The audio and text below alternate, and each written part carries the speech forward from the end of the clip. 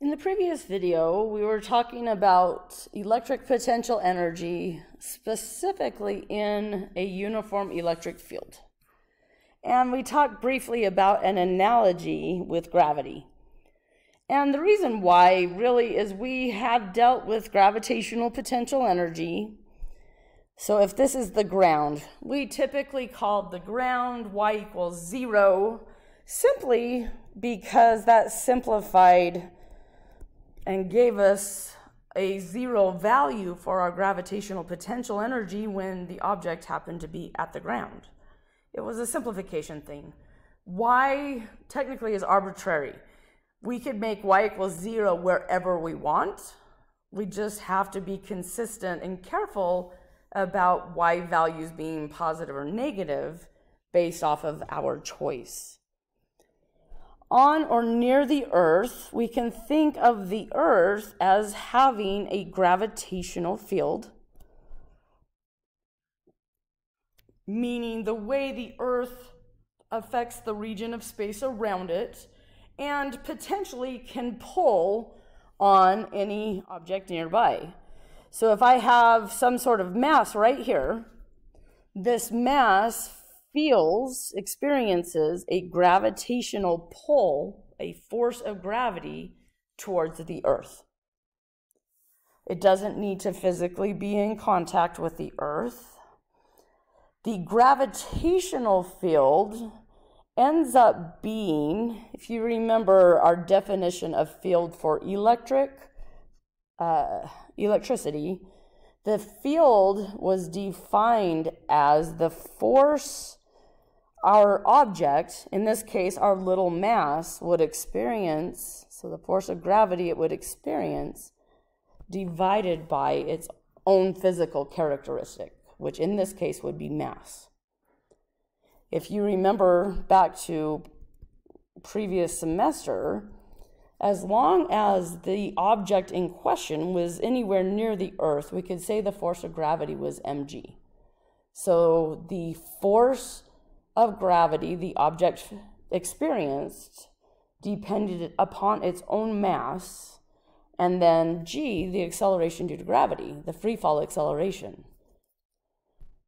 In this ratio of force divided by mass, the gravitational field actually ends up being simply g, the 9.8 meters per second squared. This g is characterized and determined completely by the Earth. It's determined by the mass of the Earth and how far from the center of the Earth we are caring about. But it ended up being essentially 9.8 meters per second squared anywhere on and near the Earth. And it points towards the center of the Earth, which in my picture is just straight down to the ground. So this particular object with mass m, I could technically put it anywhere along the same line, as long as this line is the same distance from the ground. That mass, regardless of where on that line I placed it, it would have the same amount of energy. If I placed a larger mass, say a 2m, at the same line, it would have more energy than the original mass, simply because it's more massive. But not because the Earth's gravity is any different, only because its own mass is different. So this dotted line here, we call this an equipotential surface.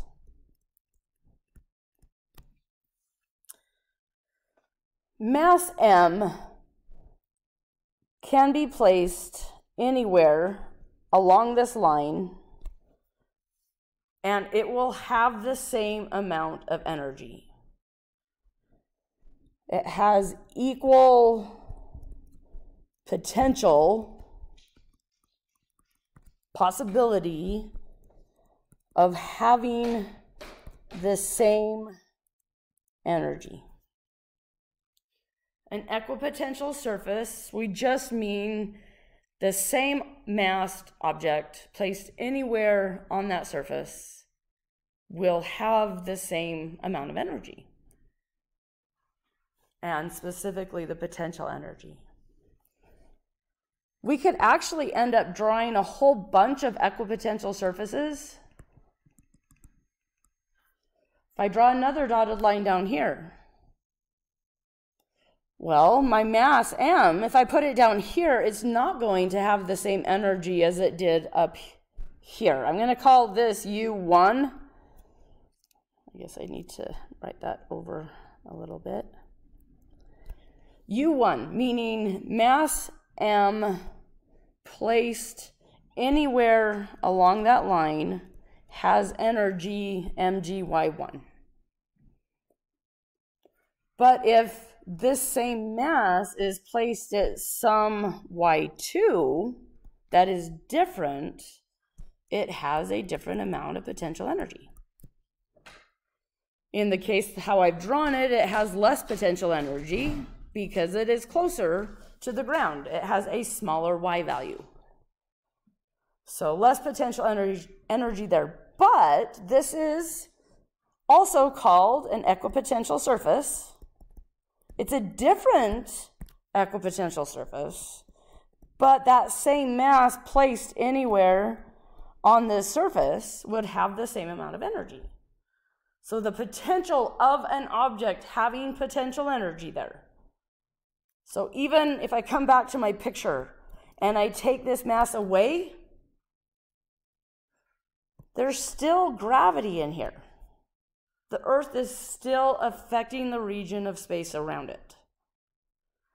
There's nothing there to have energy, but the equipotential surface says if I happen to bring the mass and put it right here, I know how much energy it will have. So essentially, the equipotential surface in here represents the 9.8, the free fall acceleration, and y, meaning how high above the ground the mass is potentially going to be located. So this equipotential, this term potential, is explaining the field and where in the field. We could draw a whole bunch of equipotential surfaces, and all they need to do is be parallel to the ground, because we know G's the same. And then from there, it's just how high above the ground this object could be placed that will in turn determine how much energy it has. Okay? Kind of a different concept, but it comes in extremely handy with electricity. So let's scroll down a little bit here, and I'm going to draw a parallel plate capacitor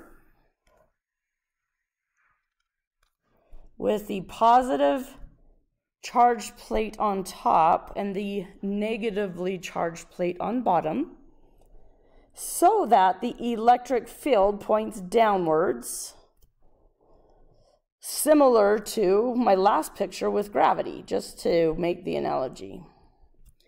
We know the electric field magnitude depends upon that surface charge density and our constant epsilon naught. Tried to draw it better. I don't know that I succeeded. Okay. This electric field, we want to talk about what we call equipotential surfaces, meaning if I were to place a charge in here, where else could I place it for it to have the same amount of potential energy? Well, in the case of our uniform field, I could place it anywhere along this dotted line, and it would have the same amount of potential energy. As in our last video, we showed how our potential energy, our electric potential energy, simplified to be QES if the electric field was uniform. And that's why I'm specifically drawing a capacitor. This is only if the electric field is uniform. This equation is also derived choosing S to be 0 at the negative plate specifically. Well, that means any charge placed this distance from this negative plate is going to have the same amount of potential energy. So this dotted line is an equipotential surface. The same charge placed anywhere along that line will have the same amount of potential energy, specifically electric potential energy. If I draw a different dotted line in here, a charge placed on this line anywhere on the line is going to have a specific amount of potential energy. We call this also just another equipotential surface.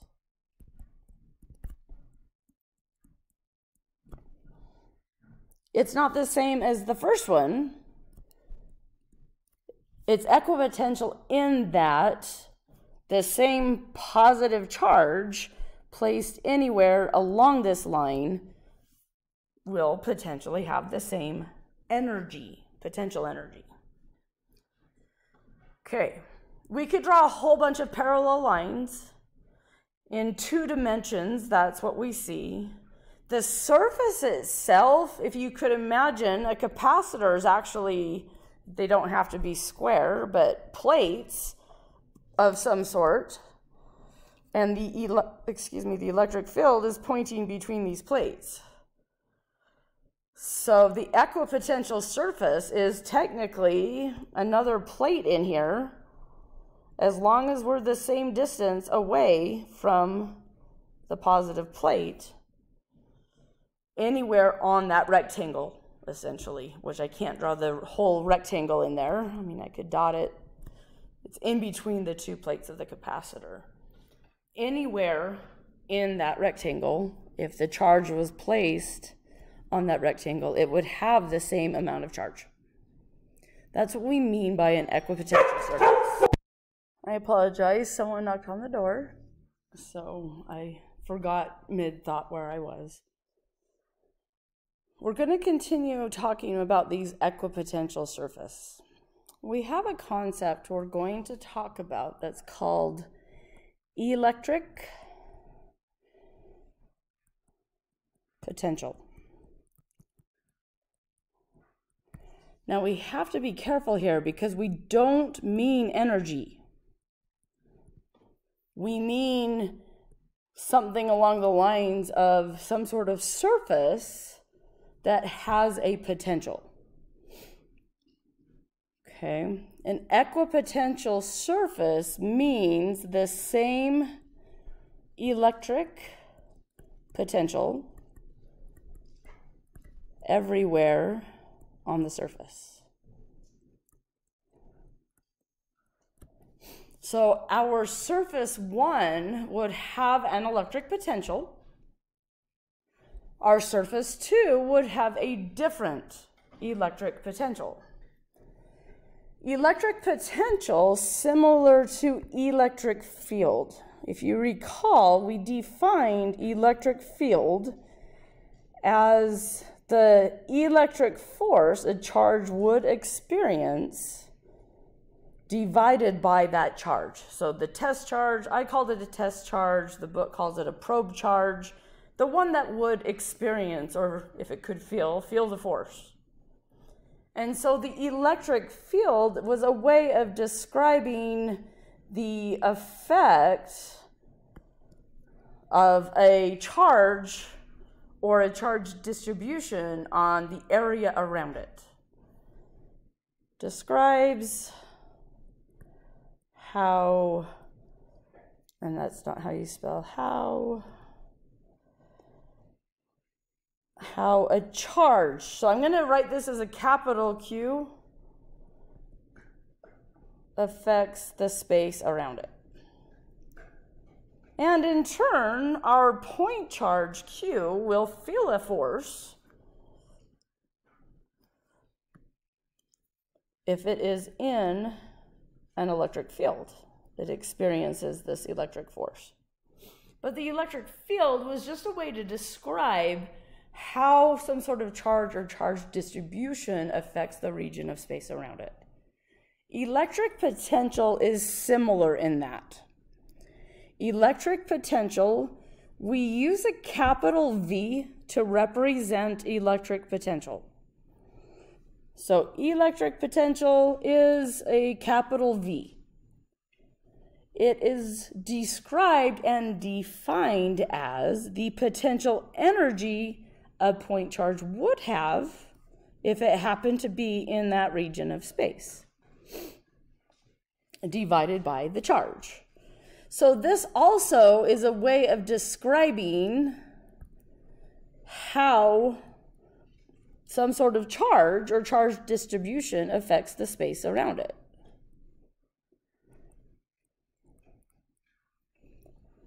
So coming back to our capacitor, these equipotential surfaces, we're essentially saying the capacitor itself has an effect such that everywhere along this line has the same electric potential. And oftentimes we drop the word electric and just say that it has the same potential. Okay. So this electric potential describes what location, where in the field we're talking about. If a charge moves through a potential difference, well, let me state this first.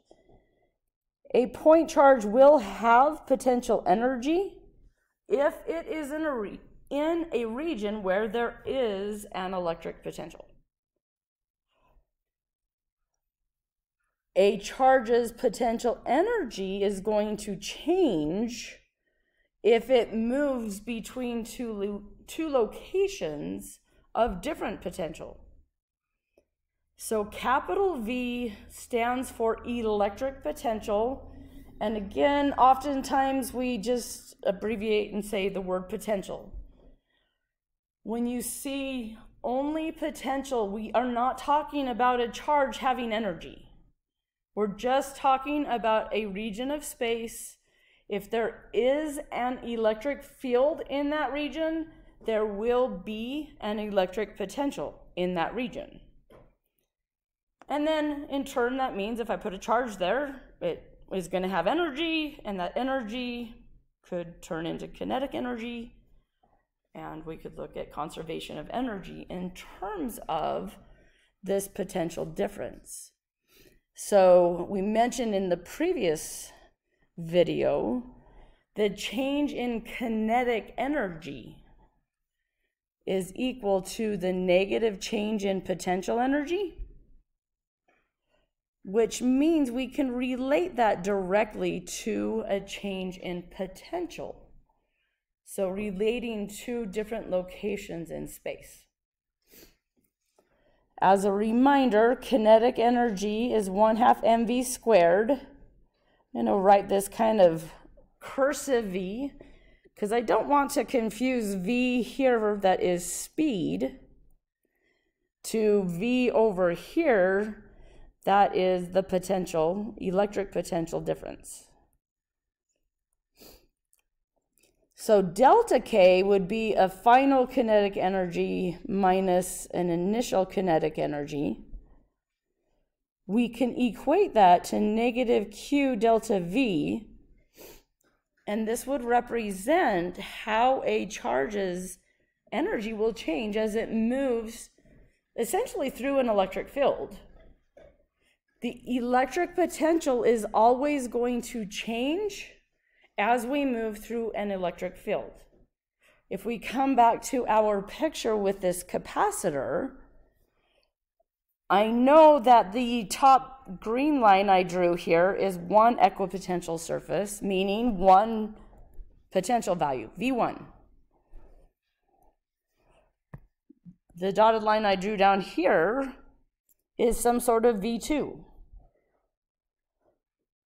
Electric field lines always point perpendicular to these equipotential surfaces. Anytime we move in the direction of an electric field, we are changing voltage or electric potential values. And I'm glad I said voltage, because that reminds me of the units. Units of electric potential.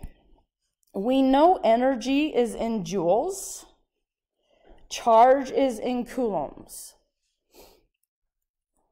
We call this a volt. And yes, like batteries. You can go buy a 9-volt battery. I had to replace some of them in my smoke detector. A 9-volt battery supplies, ideally, a potential difference. So an electric potential difference of 9 volts if it is placed in the circuit and it is a good battery. Realistically, how much voltage is supplied is dependent upon the circuit and the internal resistance, all of that good stuff, and how good the battery is. Okay, this can be a little confusing.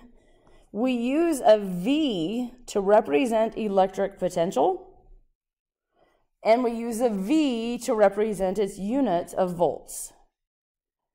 So we just have to be careful in where we're seeing the V. It's after a number that it's volts, the unit. It's in an equation, like over here on the right side, that it is a variable. It's representing the potential difference that a charge can move through. Or even up here, just the electric potential at one location. So sometimes I will slip up and just call this a voltage or a voltage difference if I'm talking about a potential difference, because it's units or volts. It is what we're talking about when we're talking about batteries, for example. And so the terminology, you may see electric potential without the word energy. You might see just potential. You might see voltage. All of these are essentially referring to a location in an electric field. Wherever there is a potential difference, so if I come back up to my picture for my capacitor, there is a difference in voltage between those two lines that I've drawn. A potential difference. It's that difference that is directly related to the electric field, and in turn, in a circuit, a battery, when it is connected to a circuit fully, will create an electric field throughout the circuit and cause the charges to move. And so we're building up to talking about some basic circuit elements. Okay, let's see. That potential difference is always going to be related to the electric field, and we'll walk through that again in the next video. This one's probably long enough. So we'll stop there. I will do some examples of how to use conservation of energy, and then we'll talk about electric potential energy and electric potential for point charges, for different charge situations, that sort of thing.